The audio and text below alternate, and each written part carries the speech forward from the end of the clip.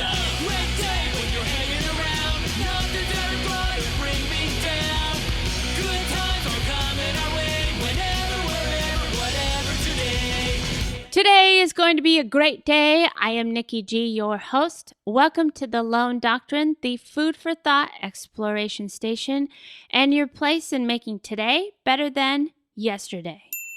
This month, we've been talking and exploring the topic of human connection. As we explore further, I'd like to share with you Creating the Genuine Connections We Long For by Zen Habits. We all long for genuine human connections, and even in a busy life with lots of people around us, these genuine connections can be hard to find. We socialize online, but that's not very genuine. We work with people, but often the task-oriented and not human connection-oriented. We might have family and friends in our lives, but when we are busy or distracted by the online world, those connections might fade. Today, I'll share a few reasons for creating genuine connections and my strategies in creating them. Why genuine connections are important. There are many reasons, but these are the ones that strike me as important.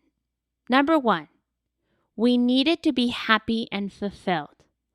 All the money in the world and the best job in the world and all the material possessions in the world won't matter much if you're alone and have no genuine human connections.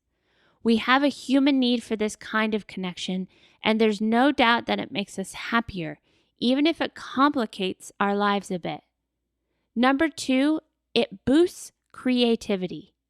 I find that working in solitude is the best way to create, and having some time for solitude is important for reflecting on ideas, but having a genuine discussion with someone is really important for expanding on those ideas.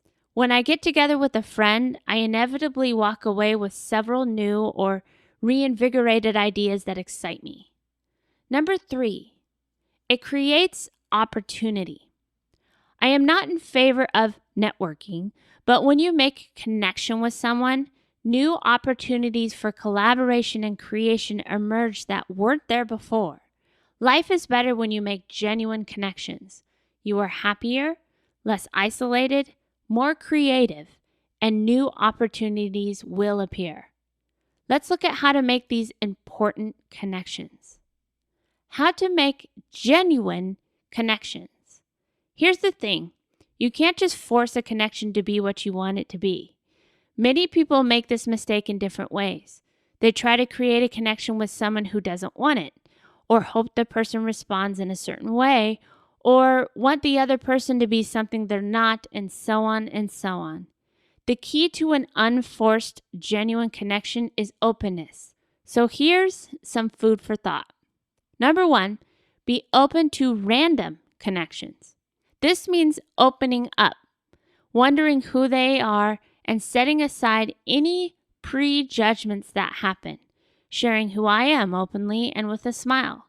I don't know if this will be a connection to last a lifetime, but it can be one to brighten a moment. Number two, make time for the important relationships. While work is important, it's important to make time each day for your important relationships. Even just reading a book or taking a walk or sitting down and talking about something, if the relationship is important, it's time to make time every day for it.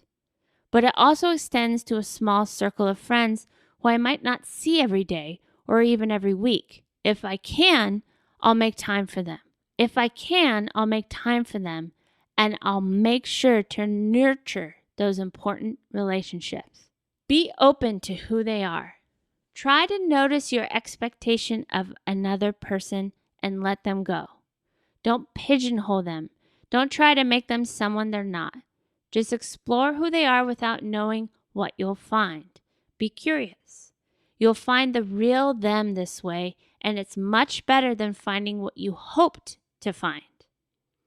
Number 4, be open to what happens. Many people go into a meeting with someone else with an agenda and try to get that done. like it's a task that needs to be accomplished, but it's not. A connection with someone else isn't about productivity or goals. It's about connection. It's two very different human beings spending time together and merging their random personality traits into one experience. That's true even in a business meeting. Let your personality come out and allow theirs to come out and see what happens. It could be talking about a project, but it could be random topics and ideas. It could be a discussion of what's been going on in your lives and what you have in common. It could be helping one or the other of you with a problem that you might have. It could be a debate of ideas, and so on. Don't try to force it. And number 5, be open about yourself. Often we try to present a certain good side of ourselves. We try to come across as competent, knowledgeable, interesting, accomplished, funny, smart, etc. But that's a front. It's only part of who we are, the good part. If it's true at all, why bother trying to connect with someone when we're just going to give them a false identity? Just a facade. Might as well stay home. Much better is to open yourself up, to show them the real you. Yes, this is scary sometimes. It means being vulnerable and being willing to be embarrassed.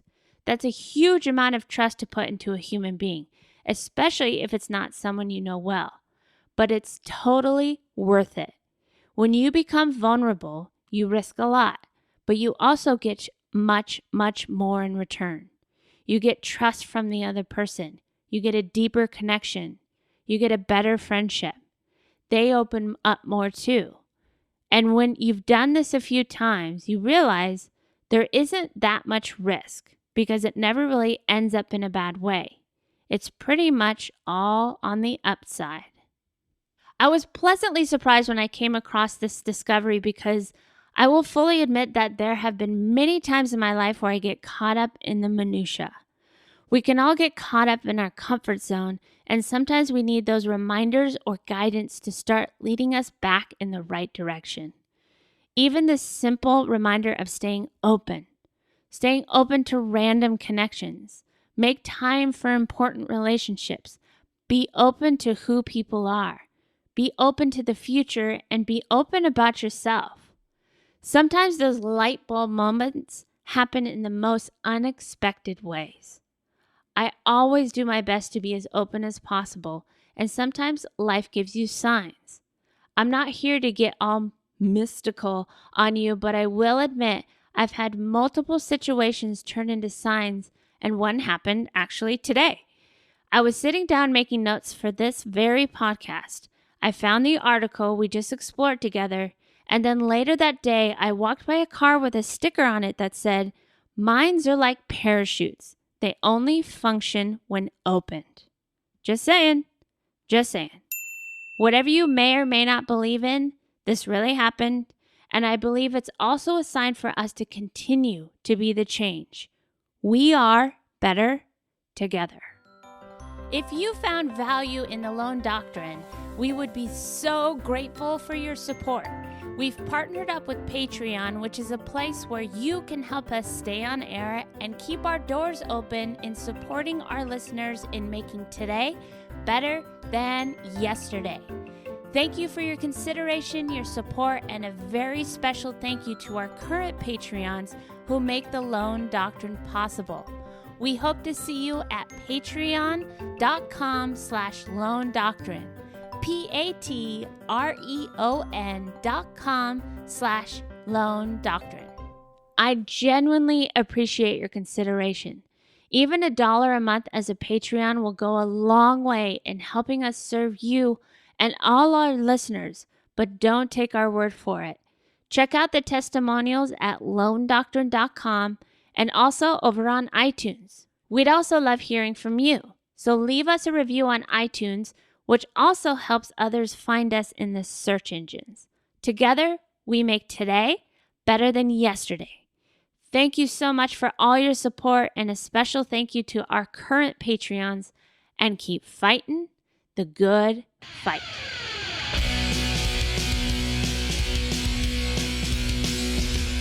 It's a